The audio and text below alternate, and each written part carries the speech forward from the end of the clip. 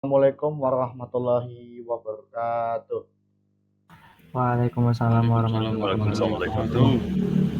Baik, kami dari kelompok 7 akan mempresentasikan hasil dari tugas 1 sampai 4. Lanjut.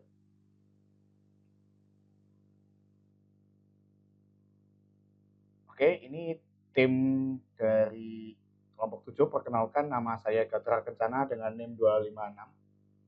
Dilanjutkan dengan Maulana.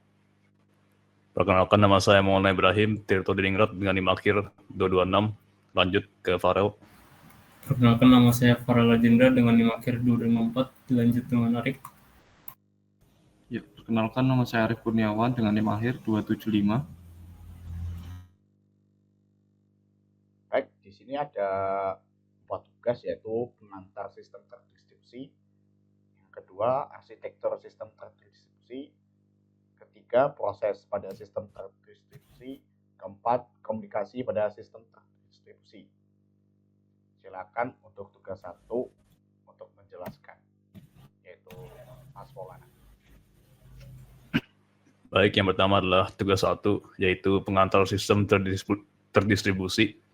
Di sini kita memakai Spotify, atau belakangnya adalah Spotify adalah layanan streaming untuk musik, podcast, dan audio digital yang memungkinkan pengguna mendengarkan jutaan lagu dan episode secara online atau offline.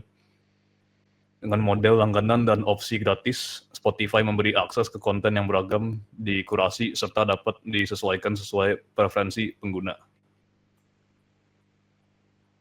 Teks Spotify, yaitu yang front end-nya dulu. Di sini pakai 4, yaitu adalah React.js, Redux, Webpack, dan Sass. Ini penjelasan buat front end-nya.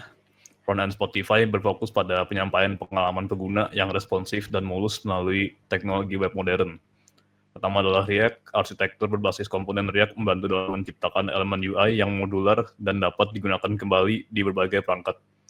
Kedua, Redux. Container state ini memastikan pengelolaan state aplikasi yang prediktif, menyediakan penyimpanan terpusat untuk menjaga konsistensi data di berbagai komponen. Yang ketiga adalah Sass, Preprocessor CSS. Sass ini meningkatkan kemampuan pemeliharaan dan pengorganisasian stylesheet melalui fitur seperti variabel dan nesting, yang meningkatkan efisiensi pengembang front-end Spotify. Yang terakhir adalah Webpack. Spotify menggunakan Webpack sebagai bundler modul yang memungkinkan pengemasan dan optimisasi JavaScript, CSS, dan aset lainnya secara efisien untuk penerapan yang lancar dan kinerja produksi yang lebih baik. Selanjutnya adalah yang backend. Ya, selanjutnya ada teks Spotify bagian backend. Yang digunakan Spotify ada Java, ada Scala, ada Node.js, ada Apache Kafka, ada Apache Cassandra, Redis, dan Docker.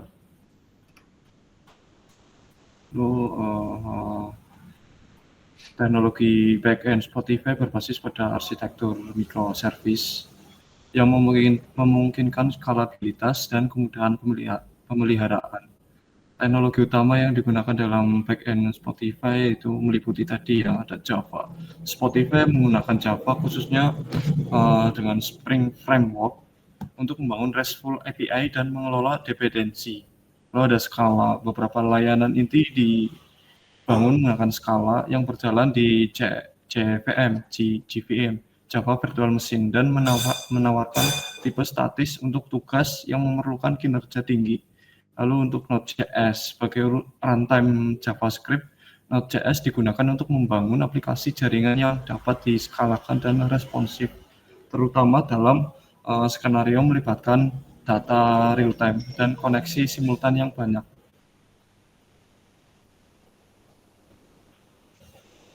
Selanjutnya ada Apache Cassandra ya. Spotify menggunakan database NoSQL ini untuk menyimpan data pengguna berskala besar seperti playlist, preferensi, dan perpustakaan musik untuk memastikan toleransi kesalahan dan ketersediaan yang tinggi. Lalu untuk Redis digunakan untuk caching metadata tentang item yang sering diakses seperti lagu, artis, dan album. Redis ini meningkatkan kinerja dan mengurangi beban pada database utama. Untuk Docker itu kontainerisasi dengan mempermudah penerapan dan manajemen microservice Spotify, memastikan konsistensi di berbagai platform dan membantu dalam operasi skala besar. Yang terakhir ada Fase Kafka ya. Platform streaming terdistribusi ini memungkinkan pemrosesan dan pengiriman pesan secara real time yang penting untuk menangani streaming musik dan manajemen acara di ekosistem Spotify.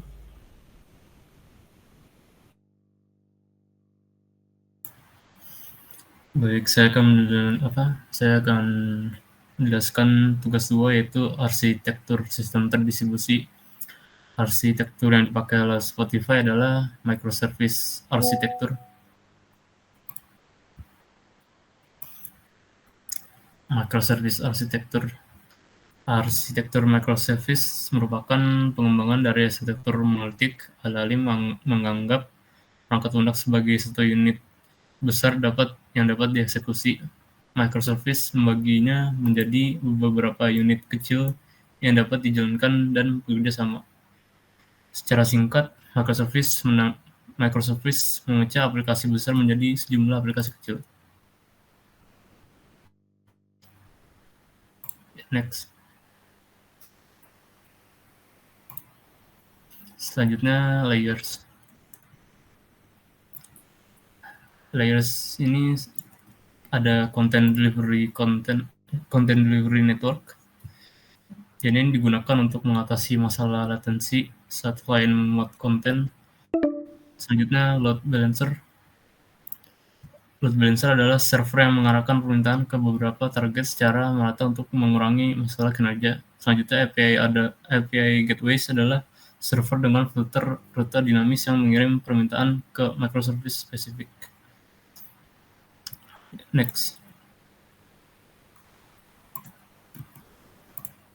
Selanjutnya circuit breaker. Circuit breaker adalah pola desain yang mencegah masalah latensi antar layanan dengan beralih ke layanan cadangan jika layanan utama gagal. Hysterix adalah pusaka Java yang digunakan untuk ketahanan latensi dan kegagalan pada microservice. Selanjutnya server client. Jadi setelah data dikirim dari API gateways dan melewati pemutus sirkuit, data diterima oleh service client. Service client yaitu server proxy terbalik yang memungkinkan komunikasi antara microservice dan API gateways. Selanjutnya cache. Cache digunakan untuk mempercepat respons saat melakukan query pada basis data. Selanjutnya.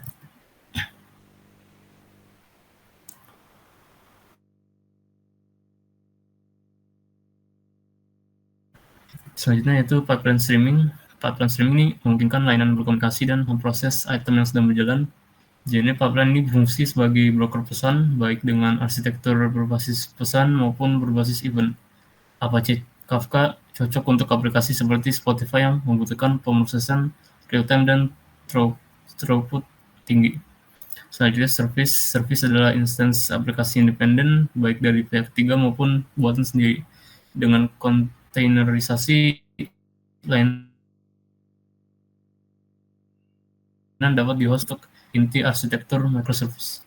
Selanjutnya database. Database ini adalah aplikasi untuk menyimpan dan mengambil data.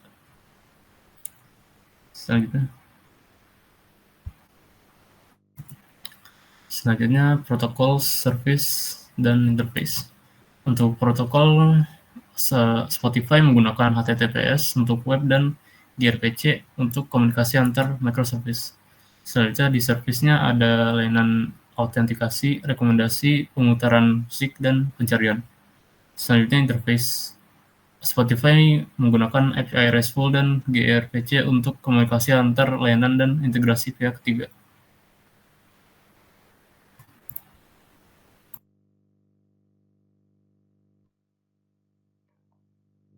Baik, saya akan menjelaskan codingan ini memakai thread dan kita memakai Python.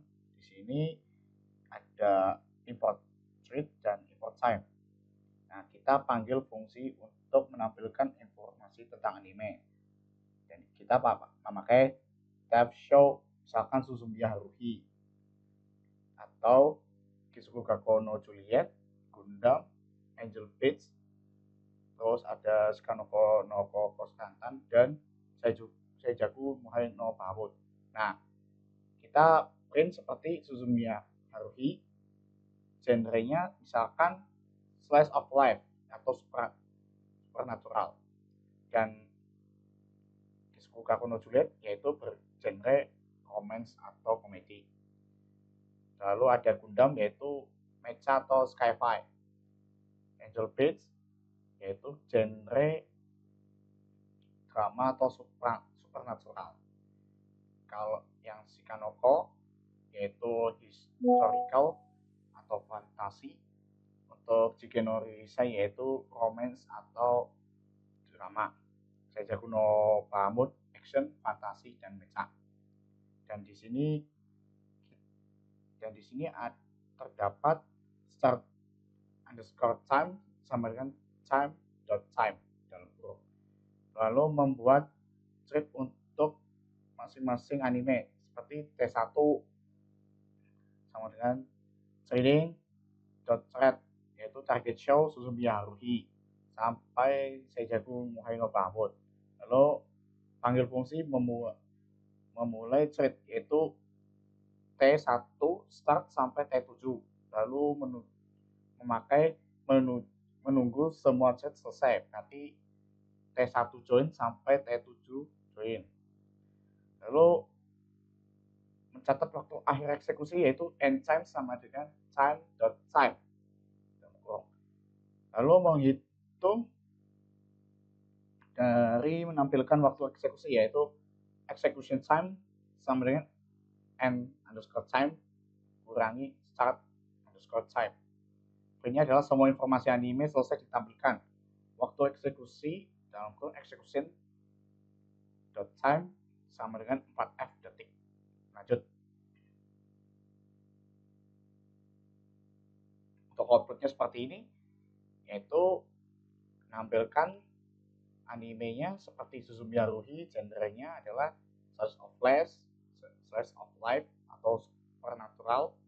Lalu ada Kisugaku no Juliet yaitu romance komedi, Gundam, mecha atau sci-fi, Angel Beats yaitu drama atau supernatural, Shikanoko historical atau fantasi.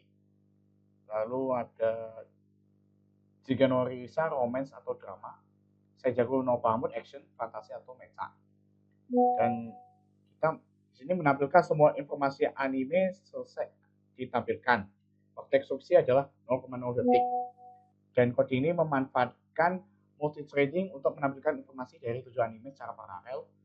Dengan setiap anime diwakili oleh fungsi yang dicetak dalam thread terpisah. Pada blok utama, program mencatat waktu mulai, lalu membuat dan memulai thread untuk setiap fungsi anime. Mungkin fungsi-fungsi tersebut berjalan bersamaan, bukan secara berurutan. Setelah semua thread selesai, program menghitung duration execution dengan mencatat waktu akhir dan menampilkan waktu total yang dibutuhkan untuk menampilkan semua informasi anime. Tujuan multi-threading di sini yaitu mempercepat proses percetakan informasi dengan menjalankan fungsi secara bersamaan. Lanjut. Baik, izin menjelaskan untuk bagian kontainernya, yaitu kita pakai Podman untuk membuat web server kontainer. Pertama kita instalasi dulu Podman dengan cara masuk official website-nya dan langsung ke page installation. Ada beberapa OS di sini, kita makanya OS Linux. Kita lanjut aja langsung. Nah, ini di sini kita ambil komen ini, yaitu sudo apt-get update, buat update dulu repository kita. Setelah itu kita sudo apt-get y install Podman untuk install Podman-nya. Setelah saya download, kita masukkan komen Podman -v untuk memastikan sudah terinstall, sekalian liatin versinya juga. Untuk membuat kontainer web server, kita nge-pull image-nya dulu dengan komen podman pull docker.io/library/nginx yang latest. Setelah kita selesai download, kita run kontainer yang kita sudah pull dalam detach mode dan kasih port dari host ke kontainer dengan komen podman run -d _name web server dan port 8080, terus image-nya nginx. kita dapat memverifikasi bahwa kontainer berjalan dengan Podman PS. Nah, setelah kita udah nge-run, kita bisa ke Google atau website apa aja, kita cek localhost port 8080 pada browser untuk melihat kontainer sudah running. Selanjutnya. Oke, di sini ada program sederhana memakai. Maaf Mas, masih mute Mas. Oke, jadi program sederhana memakai RPC, kita memakai Python juga. Di sini ada server Python dan client Python. Nah, di sini terdapat yang namanya memunculkan anime karakter seperti Haruhi, lalu ada Ririsa, ada Ai, atau Hikaru. Nah, kita panggil fungsi untuk menampilkan informasi karakter anime seperti dev get character underscore info, berarti dalam kurung character name. Nah, di sini kita return anime underscore character dot get dalam kurung character name atau character not found. Nah, kita memanggil server, kita mulai server RPC, yaitu terdapat localhost 8000, lalu ada juga register function, ada server underscore forward. Terus ada client Python, yaitu kita membuat koneksi ke server, yaitu server XML sama dengan XML PC RPC .client .server proxy dengan HTTPS localhost 8000. Kita input karakter anime yang ingin dicari seperti character name input dalam kurung enter the name of the anime character seperti Haruhi, Hikaru, Ai, Ririsa. Untuk infonya sama dengan server.get character info dalam kurung character name, dan menampilkan informasi karakter seperti print out information about character name, ada print info. Untuk outputnya seperti ini, kita memasukkan enter the name of the anime character seperti Haruhi, Hikaru, Ai, Ririsa. Nah, awalnya Haruhi information about Haruhi sama dengan character not found. Lalu untuk kita manggil lagi enter the name of the anime character, sama kayak Haruhi, Hikaru, Ai, Ririsa.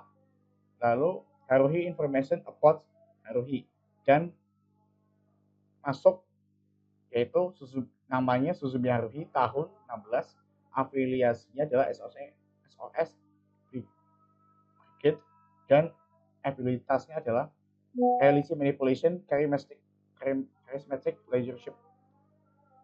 Lanjut.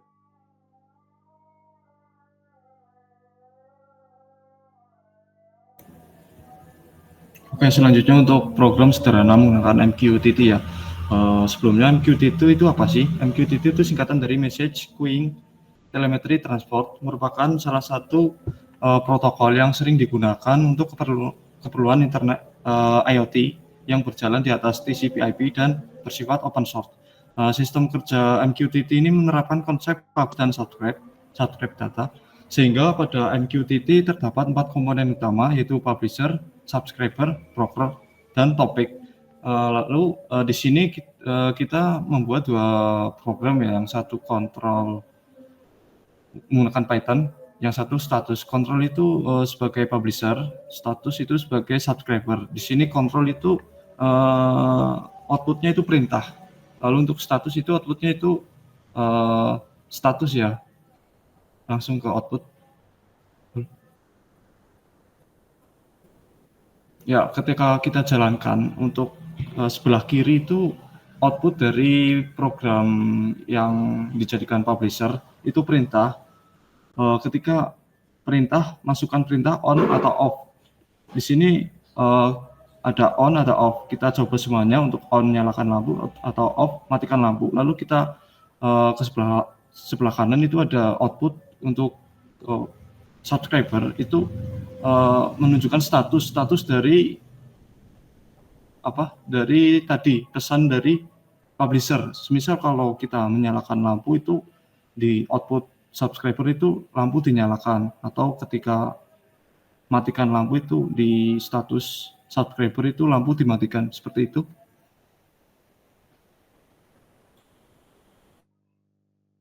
Baik, kita mengadakan Q&A session. Silakan Mas Andika.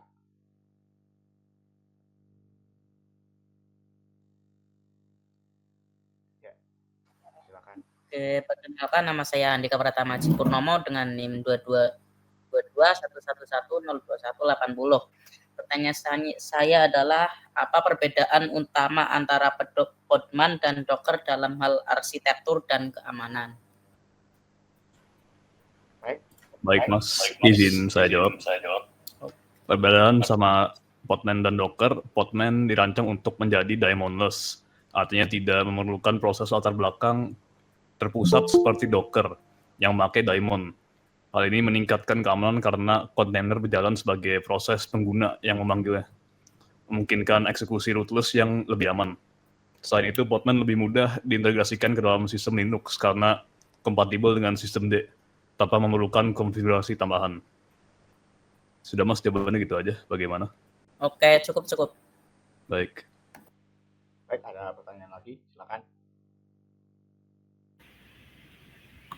Oke, langsung saja saya mau nanya, itu bagaimana arsitektur berbasis komponen React membantu Spotify dalam menciptakan pengalaman pengguna yang responsif dan mulus, itu bagaimana? Saya izin menjawab pertanyaannya Mas Maulana. Jadi komponen React ini membantu Spotify untuk menjaga pengalaman pengguna tetap responsif. Jadi ini menggunakan virtual DOM untuk rendering efisiennya dan pengelolaan status global untuk memperbarui konten secara real time. Integrasi ini didukung sama arsitektur microservice Spotify yang pastiin setiap layanan ini berjalan secara modular dan cepat. Ya, ada lagi pertanyaan, silakan.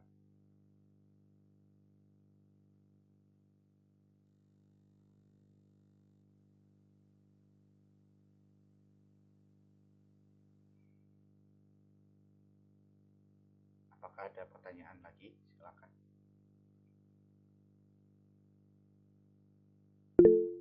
Ya, silakan, Mbak Febri. Ya, perkenalkan nama saya Hidayah Febri Mistiani dengan NIM 166. Mau bertanya, apa peran Spring Framework dalam pengembangan API di backend Spotify yang berbasis Java?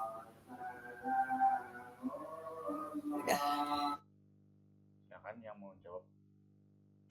Oke, izin menjawab untuk pertanyaan Mbak Fibri ya. Apa peran Spring Framework dalam pengembangan API di backend Spotify yang berbasis Java? Yaitu Spring Framework itu memiliki beberapa peran utama ya dalam pengembangan API backend. Yang pertama itu membuat API RESTful dengan mudah. Spring Boot, bagian dari Spring Framework, memudahkan pembuatan API RESTful yang efisien dan konfigurasi yang minimal. Spotify dan aplikasi sejenis yang berbasis Java dapat menggunakan Spring Boot untuk menyediakan endpoint REST yang akan digunakan untuk aplikasi front-end atau aplikasi lain yang memerlukan data Spotify. Lalu yang kedua ada manajemen dependensi dengan Spring Boot. Spring Boot menyediakan berbagai modul yang terintegrasi dengan baik seperti Spring Data, Spring Security, dan Spring Web yang memudahkan pengembangan API. Lalu yang ketiga ada pengelolaan database dan data melalui Spring Data. Spring Data memungkinkan pengelolaan data dan koneksi ke database lebih mudah. Memungkinkan Spotify memiliki data yang besar dan kompleks seperti informasi lagu, playlist, dan data pengguna. Lalu keempat ada keamanan API dengan Spring Security. Dalam aplikasi seperti Spotify, keamanan adalah aspek penting. Spring Security membantu dalam autentikasi dan otorisasi melindungi API dari akses yang tidak sah. Lalu kelima ada pengelolaan konfigurasi dan deployment. Spring Boot juga memudahkan pengelolaan konfigurasi aplikasi, membuat API lebih mudah dikelola dan disesuaikan dengan lingkungan produksi. Lalu keenam ada pemantauan dan logging. Spring Boot Actuator menyediakan berbagai fitur untuk pemantauan dan pemeliharaan aplikasi.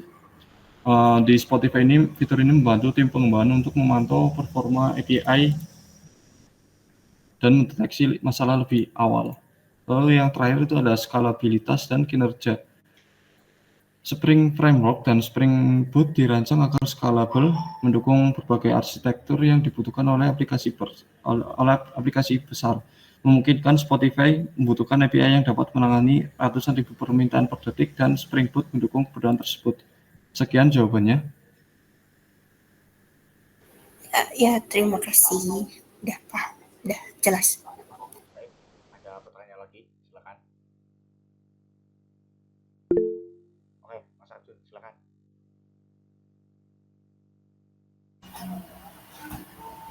Pertanyaan apa kelebihan arsitektur tanpa daemon yang dimiliki Podman dibandingkan Docker? Baik Mas Arjun, bisa saya bantu jawab. Arsitektur tanpa daemon di Podman berarti bahwa setiap kontainer dijalankan sebagai proses independen tanpa memerlukan layanan latar belakang terpusat. Ini memberikan kontrol lebih langsung dan fleksibilitas kepada pengguna, serta mengurangi risiko kegagalan tunggal yang dapat terjadi dengan daemon Docker misalnya. Selain itu, pendekatan ini memungkinkan Podman berjalan dalam mode rootless, lebih aman dan efisien, membuatnya cocok untuk skenario di mana keamanan dan isolasi proses menjadi prioritas. Sudah itu aja Mas Arjun, gimana jawabannya? Baik, paham. Oke. Baik, silakan Mas Maulana Andika. Oke, satu lagi ya. Perkenalkan, nama saya Maulana Andika Putra dengan NIM 2211102175. Saya mau nanya, bagaimana Redis itu membantu meningkatkan kinerja aplikasi Spotify dalam menangani metadata yang sering diakses? Sekian, terima kasih. Baik, saya ingin jawab. Jadi Redis itu berfungsi sebagai caching layer untuk data yang sering diakses. Nah, seperti metadata lagu, sehingga mengurangi beban pada database utama dan mempercepat waktu respon aplikasi. Kurang lebih begitu, Mas Andika. Oke, terima kasih penjelasannya. Baik, terima kasih. Sekian. Wassalamualaikum warahmatullahi wabarakatuh. Waalaikumsalam warahmatullahi wabarakatuh. Waalaikumsalam warahmatullahi wabarakatuh. Assalamualaikum warahmatullahi wabarakatuh. Waalaikumsalam warahmatullahi wabarakatuh.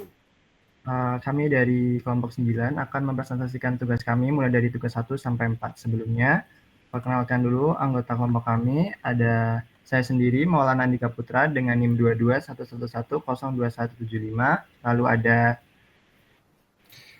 Andika Pratama Aji dengan NIM 2211012180. Hidayah Primistiani dengan 3 NIM belakang 166. Saya Arjun Anfasana Samsan dengan NIM 2211102350. Oke, yang tugas pertama akan langsung dijelaskan oleh Mas Arjun, dipersilahkan. Pertama, penjelasan YouTube dan gambaran umum.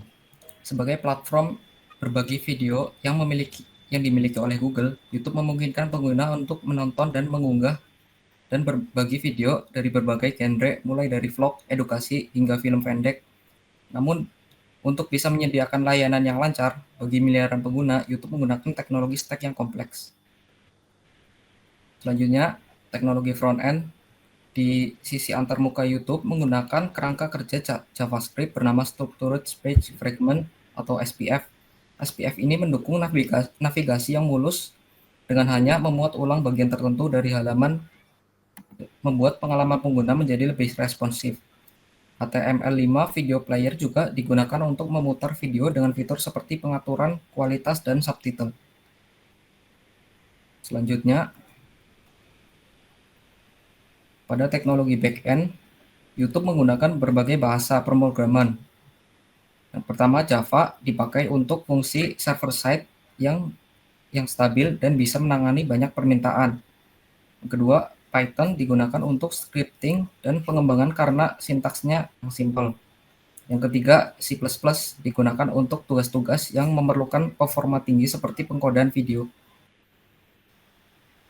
Selanjutnya, pada sistem basis data, YouTube memakai SQL, MySQL untuk data terstruktur seperti informasi pengguna dan komentar. Sedangkan untuk data yang berskala besar, YouTube mengandalkan Bigtable, sistem basis data NoSQL yang sangat fleksibel. Selanjutnya pada pemrosesan video dan pengiriman konten. Untuk pemrosesan video, YouTube menggunakan FFmpeg sebagai perangkat lunak sumber terbuka yang membantu transcoding dan pengolahan video.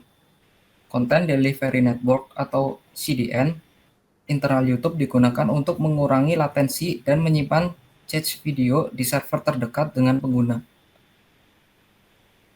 Selanjutnya, untuk pembelajaran mesin dan rekomendasi.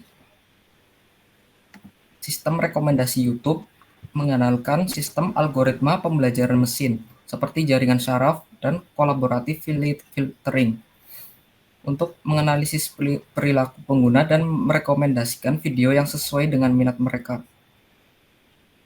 Selanjutnya ada infrastruktur cloud. Untuk infrastruktur cloud, YouTube memanfaatkan layanan dari Google Cloud untuk menyimpan dan pemrosesan data besar. Hal ini memastikan skalabilitas dan ketersediaan konten bagi pengguna di seluruh dunia. Oke, sekian.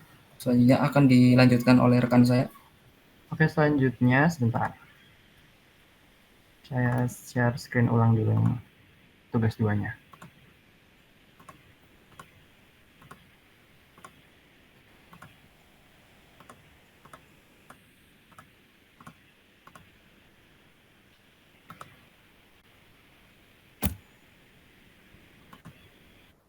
Apa terlihat nggak ya ini? Apa belum? Sudah terlihat. Oke. Saya langsung aja yang tugas kedua itu melanjutkan tugas yang pertama, yaitu untuk arsitektur YouTube-nya. Jenis arsitektur YouTube itu mencakup beberapa komponen. Yang pertama ada UI-nya. UI YouTube dirancang agar lebih responsif dan intuitif, yang dimana untuk memungkinkan pengguna dengan mudah mencari, mengupload, dan menonton video. UI-nya juga dioptimalkan untuk berbagai perangkat termasuk desktop, tablet, dan smartphone. Lalu untuk selanjutnya ada video storage-nya, YouTube menggunakan penyimpanan objek seperti Google Cloud Storage yang memungkinkan YouTube untuk menyimpan miliaran video dengan efisiensi tinggi. Lalu ada video transcoding-nya. Proses transcoding itu sendiri adalah langkah penting dalam arsitektur YouTube yang dimana ketika video di-upload, sistem secara otomatis mengubah format video ke dalam berbagai resolusi dan bitrate. Yang dimana ini memungkinkan pengguna dengan koneksi internet yang berbeda untuk menonton video tanpa buffering. Lalu ada CDN atau Content Delivery Network, yang dimana YouTube menggunakan CDN global untuk mendistribusikan konten secara efisiennya. Lalu ada Load Balancer, adalah komponen penting dalam arsitektur YouTube yang mengelola lalu lintas pengguna dengan membagi permintaan ke beberapa server.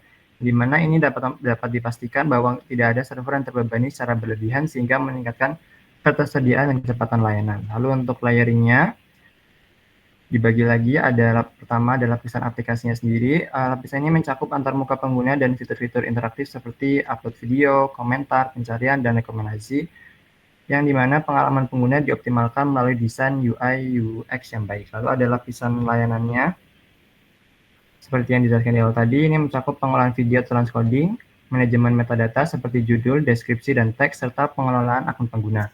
Lalu ada lapisan penyimpanan. YouTube menggunakan teknologi seperti Bigtable dan Spanner untuk memastikan data dapat diakses dengan cepat dan efisien. Lalu lapisan jaringan tadi mengatur pengiriman konten melalui CDN. Jaringan dirancang untuk memastikan video dapat diakses dengan cepat oleh pengguna di seluruh dunia. Lalu selanjutnya ada protokol layanan dan antarmuka. Ada yang pertama adalah protokol HTTP atau HTTPS, di mana komunikasi antara klien browser dan server dilakukan melalui protokol HTTP atau HTTPS, yang dimana HTTPS ini penting untuk keamanan data selama transmisi. Lalu ada Adaptive Bitrate Streaming, yang dimana teknologi ini memungkinkan penyesuaian kualitas video berdasarkan bandwidth pengguna secara real time. Jika koneksi internet pengguna lambat, secara otomatis menurunkan kualitas video untuk mengurangi buffering. Lalu ada RESTful APIs, yang dimana YouTube menyediakan RESTful APIs yang memungkinkan pengembang pihak ketiga untuk berinteraksi dengan platform. API ini digunakan untuk upload video, pengambilan daftar putar, dan manajemen akun. Lalu ada database Vitesse untuk manajemen metadata video, yang dimana YouTube menggunakan Vitesse sebagai solusi database terdistribusi. Lalu untuk selanjutnya ada keamanan dan manajemen data, menggunakan enkripsi data, di mana data disimpan dalam format terenkripsi untuk melindungi informasi sensitif pengguna. Lalu ada autentikasi pengguna, di mana sistem autentikasi kuat digunakan untuk memastikan bahwa hanya pengguna yang terdaftar atau yang sudah punya akun yang dapat mengupload atau mengakses konten tertentu. Lalu ada moderasi konten, algoritma otomatis serta tim moderasi manusia yang bekerja sama untuk memantau konten yang diupload oleh pengguna guna mencegah pelanggaran kebijakan komunitas. Lalu selanjutnya sama membahas seperti tugas yang pertama tadi, ada front end, client side, sama menggunakan HTML, CSS, dan JavaScript, yang dimana JavaScript membantu dalam memanipulasi antarmuka secara real time, sementara HTML dan CSS bertanggung jawab atas struktur dan gaya halamannya. Lalu ada backend atau server side, YouTube menggunakan layanan Google Cloud Platform atau GCP untuk menangani permintaan, menyimpan data, dan memproses video. YouTube juga menggunakan Python, C++, dan beberapa bahasa pemrograman lainnya untuk pengembangan server logic. Lalu ada microservice arsitekturnya, dibagi lagi menjadi komponen-komponen yang lebih kecil. Yang pertama ada video upload service untuk menangani unggahan video, streaming service untuk melakukan encoding dan decoding, recommendation engine untuk rekomendasi yang menggunakan machine learning untuk merekomendasi video yang lebih relevan. Lalu ada search service untuk pencarian konten yang diinginkan. Lalu selanjutnya ada distributed system dan data management. YouTube menggunakan Bigtable dan Spanner, di mana Bigtable untuk menyimpan data non-relasional yang mendukung pencarian dan rekomendasi, serta Spanner database relasional terdistribusi milik Google untuk sinkronisasi data dalam skala besar. Lalu ada cloud storage. Cloud storage juga itu memungkinkan penggunaan video dalam berbagai resolusi mulai dari 240 pixel sampai 4K atau 8K dan format yang dioptimalkan. Lalu seperti yang dijelaskan di awal tadi, ada CDN juga untuk memastikan video dapat di-streaming dengan cepat di seluruh dunia. Langsung saja ke AI dan machine learning-nya. YouTube juga menggunakan AI dan machine learning untuk yang pertama adalah merekomendasi sistem. YouTube memanfaatkan AI dan machine learning untuk personalisasi rekomendasi. Algoritma ini akan belajar dari pola penelusuran dan aktivitas, misalnya dari video yang ditonton, komentar, atau likes untuk menampilkan video yang lebih relevan. Lalu ada content moderation, di mana YouTube juga menggunakan AI untuk mendeteksi pelanggaran konten seperti kekerasan, pelanggaran hak cipta, atau materi tidak pantas. Ini menggunakan bahasa NLP atau Natural Language Processing dan Computer Vision untuk menganalisis video dan teks. Lalu sama data analitiknya juga YouTube menggunakan Google BigQuery. Langsung saja ke security dan privacy. YouTube menggunakan protokol keamanan standar industri seperti HTTPS untuk memastikan bahwa komunikasi antara pengguna dan server dienkripsi. Lalu OAuth 2.0 digunakan untuk autentikasi aman ketika pengguna mengakses layanan YouTube melalui aplikasi pihak ketiga. Langsung aja, ini bentuk desain sistemnya. Yang pertama dari ada client, ada live server, load balancer, sampai ke transcoding server ke video server dan CDN-nya. Lalu untuk kesimpulannya sendiri, YouTube adalah platform yang dirancang untuk menangani skala besar pengguna dan konten secara efisien melalui arsitektur terdistribusi yang sangat canggih. Komponen utama seperti antarmuka pengguna, sistem penyimpanan video terdistribusi, transcoding, dan penggunaan CDN memungkinkan pengalaman menonton video yang cepat dan mulus di berbagai perangkat.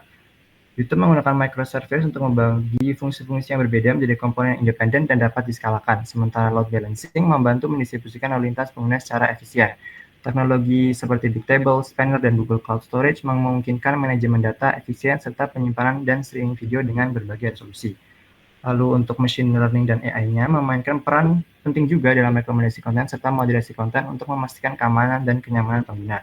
YouTube juga melindungi privasi dan keamanan dan pengguna secara keseluruhan. Secara keseluruhan, arsitektur YouTube dirancang untuk kinerja, skalabilitas, personalisasi, dan keandalan yang tinggi. Lalu untuk selanjutnya, tugas ketiga akan dijelaskan oleh Mas Andika.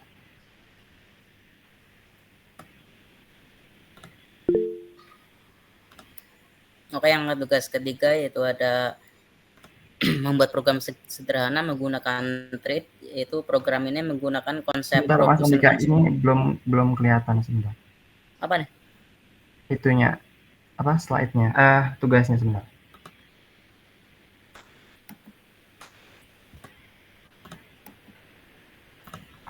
Bentar, ini nggak mau keluar.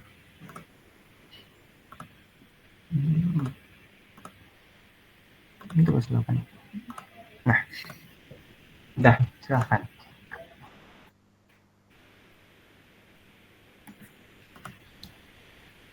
Program ini menggunakan konsep produsen konsumen dengan multi-threading di Python, di mana produsen menghasilkan item dan memasukkannya ke dalam buffer. Sementara konsumen mengambil item dari buffer untuk dikonsumsi. Buffer yang digunakan oleh sequence dengan kapasitas maksimal 5 item, itu fungsi produser menghasilkan 10 item dengan jeda 1 detik setiap item.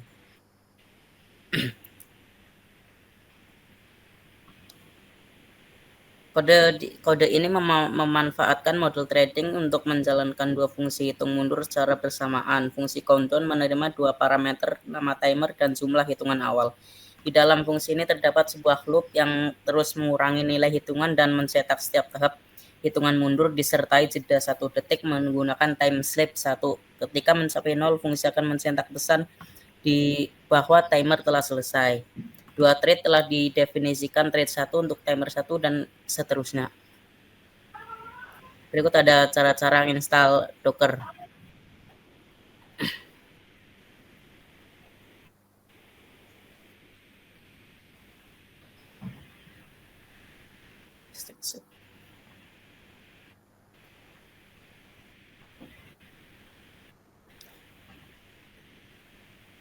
Yang pertama itu ada kunjungi website Docker Desktop dengan unduh install Docker untuk Windows.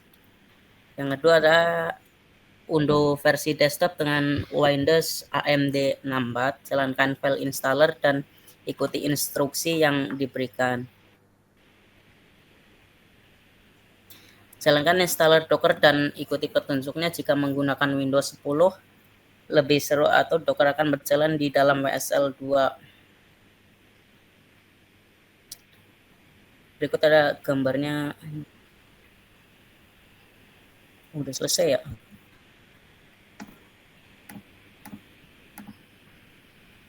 Oke, untuk tugas 4 akan dibacakan teman saya.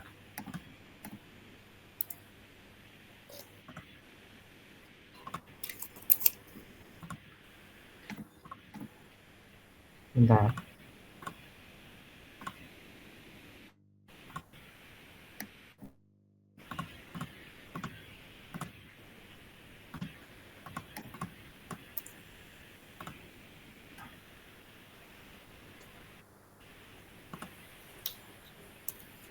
Silakan Mbak Febri. Ya, ini codingannya, codingan sederhana menggunakan RPC-nya.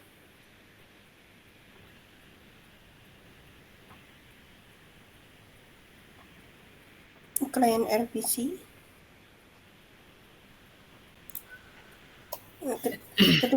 Ketika program ini dijalankan, server RPC terlihat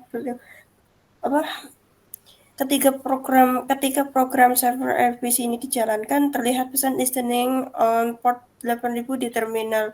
Server akan terus berjalan menunggu perintah dari klien. Kemudian saat klien RPC dijalankan, RPC klien PY di terminal terpisah, klien akan menghubungi server dan meminta server untuk menjalankan fungsi add_numbers dengan argumen 5 dan 3 atau 5 plus 3 akan terlihat output hasil sama dengan 8 di terminal klien. Setelah itu program klien akan selesai. Itu hasilnya.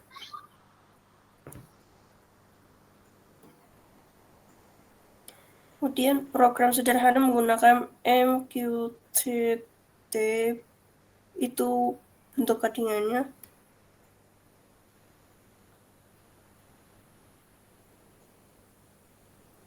Ketika program ini dijalankan, menjalankan subscriber, Buka terminal pertama dan jalankan subscriber dengan perintah Python mqtt_subscriber.py. Subscriber akan mencoba terhubung ke broker MQTT di localhost port pada port 1883. Jika berhasil terhubung, akan melihat pesan terhubung dengan kode hasil 0. Subscriber kemudian akan berlangganan atau subscribe ke topik tes atau topik. Setelah itu, subscriber akan terus berjalan menunggu pesan yang masuk. Menjalankan publisher, buka terminal kedua dan jalankan publisher dengan perintah Python mqtt_publisher.py. Publisher akan terhubung ke broker MQTT yang sama atau localhost 1883. Setelah terhubung, publisher akan mulai mengirim pesan hello kelompok 9 ke topik tes atau topik setiap 5 detik. Setiap kali mengirim pesan, publisher akan mencetak pesan dikirim di terminalnya. Interaksi antara publisher dan subscriber setiap kali publisher mengirim pesan, broker MQTT akan meneruskan pesan tersebut ke semua subscriber yang berlangganan topik tes atau topik. Subscriber kita akan menerima pesan ini dan mencetak pesan diterima hello kelompok 9. Proses ini akan terus berulang setiap 5 detik. Hasil output yang terjadi di terminal subscriber akan terlihat pesan diterima hello kelompok 9 muncul setiap 5 detik. Di terminal publisher akan terlihat pesan dikirim muncul setiap 5 detik. Proses akan terus berlanjut. Kedua program akan terus berjalan sampai dihentikan secara manual. Bisa dengan menekan CTRL-C di masing-masing terminal. Seperti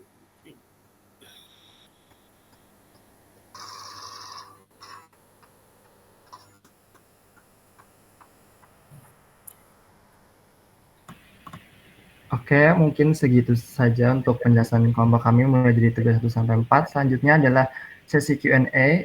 Monggo dipersilakan yang ingin bertanya untuk raise hand.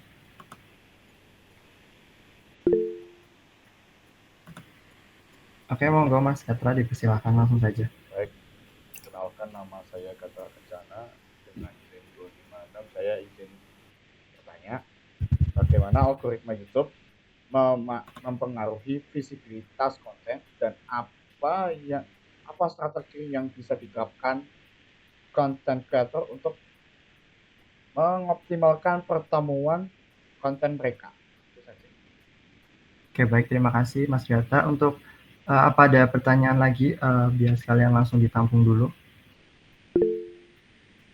Oke, silakan Mas Farel. Perkenalkan, nama saya Flora Dindra. Saya mau nanya YouTube tentang monetisasinya, gimana cara YouTube ngebagi pendapatan iklan dengan creator, sama apa dampak adblock ke YouTube ekosistem itu. Ya, terima kasih Mas Farel. Selanjutnya apa ada yang ditanyakan lagi? Oke, Mas Maulana dipersilahkan. Izin bertanya, nama saya Maulana Ibrahim, NIM akhir 226. Bagaimana YouTube berperan dalam transformasi pendidikan digital dan apa tantangan utama dalam memastikan kredibilitas konten edukasi di platform itu? Baik, itu aja. Terima kasih. Oke, terima kasih. Selanjutnya, apakah masih ada lagi? Oke, silakan Mas Arif. Izin bertanya untuk terkait isu hak cipta ya. Bagaimana YouTube menangani isu hak cipta di era digital ya, saat ini dan apa implikasinya terhadap kreativitas konten kreator? Oke, baik. Terima kasih pertanyaannya. Oke, langsung saja mungkin untuk menjawab pertanyaan Mas Gatra.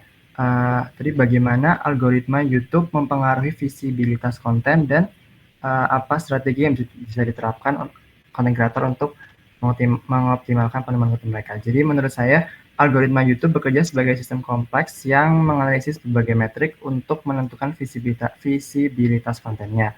Yang pertama ada watch time sendiri menjadi faktor kunci di mana semakin lama penonton menghabiskan waktu untuk menonton video, semakin besar juga kemungkinan video tersebut akan direkomendasikan ke user tersebut.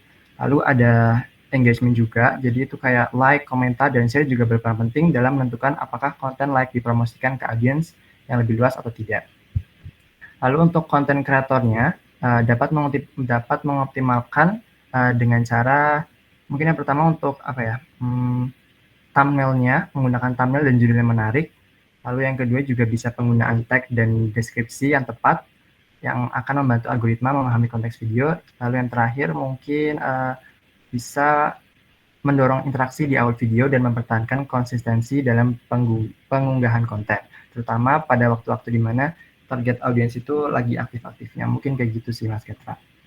Baik, terima kasih sudah menjelaskan. Oke. Saya untuk menjawab pertanyaan nomor 2. Dalam konteks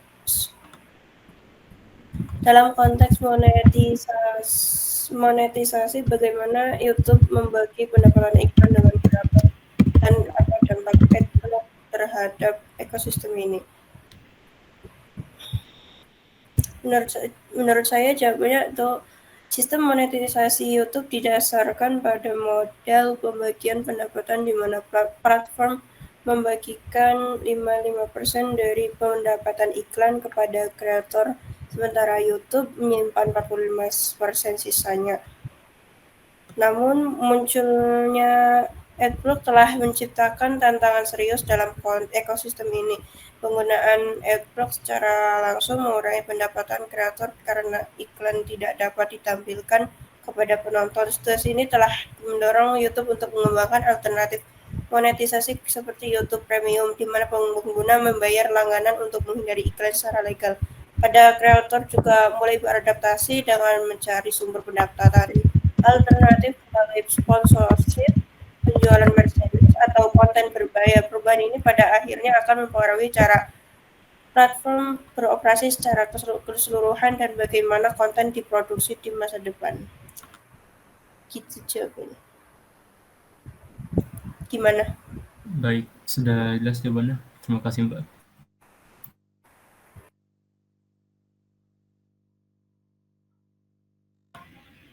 Oke, selanjutnya mungkin Mas Arjun atau Mas Andika yang menjawab pertanyaannya. Dipersilahkan. Mas Andika, monggo menjawab pertanyaan selanjutnya. Arjun. Ya sudah, oke. Boleh Mas Arjun dipersilahkan menjawab pertanyaan selanjutnya. Untuk pertanyaan nomor 4, soal hak cipta dan kreativitas kreator. Untuk soal hak cipta, YouTube pakai sistem Content ID. YouTube pakai ini nomor berapa ya tadi? Maaf. Itu pertanyaan terakhir, nggak apa-apa dijawab dulu aja kalau mau menjawab pertanyaan terakhir. Lanjut. Untuk soal hak cipta, YouTube pakai sistem Content ID yang secara otomatis ngecek video yang diunggah dan membandingannya dengan database konten yang sudah ada. Meskipun efektif buat lindungi hak cipta, sistem ini kadang bikin kreator itu harus ekstra hati-hati agar tidak kena copyright atau strike. Jadi harus paham soal aturan fair use dan lebih kreatif bikin konten. Atau pakai musik yang sudah berlisensi. Masalah ini makin rumit kalau kita lihat di skala internasional. Karena tiap negara punya aturan dan hak ciptanya masing-masing. Sekian. Oke, baik. Lanjut untuk pertanyaan nomor 3. Silakan untuk menjawab, Mas Andika. Saya akan menjawab pertanyaan dari Mas Maulana Ibrahim dengan pertanyaan bagaimana YouTube berperan dalam transformasi pendidikan digital dan apa tantangan utama dalam memastikan kredibilitas konten edukasi platform ini. Itu jawabannya, YouTube telah menjadi katalis utama dalam revolusi pendidikan digital dengan menyediakan akses gratis ke beragam materi pembelajaran. Platform ini memungkinkan siapapun untuk belajar hampir apapun dari matematika dasar hingga teknik pemrograman kompleks. Namun kemudahan akses ini juga membawa tantangan serius dalam hal kredibilitas konten. Tidak semua kreator konten edukasi memiliki kualifikasi yang memadai, dan proses verifikasi akurasi informasi menjadi sangat kompleks. YouTube menggunakan dilema dalam menyeimbangkan antara mendorong kreativitas kreator dengan memastikan keakuratan informasi. Selain itu, konten edukasi berkualitas tinggi seringkali kalah populer dibanding konten hiburan, menciptakan tantangan dalam hal monetisasi dan sustainability bagi kreator edukasi. Gimana Mas Maulana? Baik Mas Andika, udah baik penjelasannya. Terima kasih Mas. Oke. Oke, baiklah, karena seluruh pertanyaan telah terjawab dan semoga semuanya mudah dipahami. Baiklah, segitu saja untuk kelompok kami. Kurang lebihnya mohon maaf. Sekian, terima kasih. Wassalamualaikum warahmatullahi wabarakatuh. Waalaikumsalam. Waalaikumsalam warahmatullahi wabarakatuh.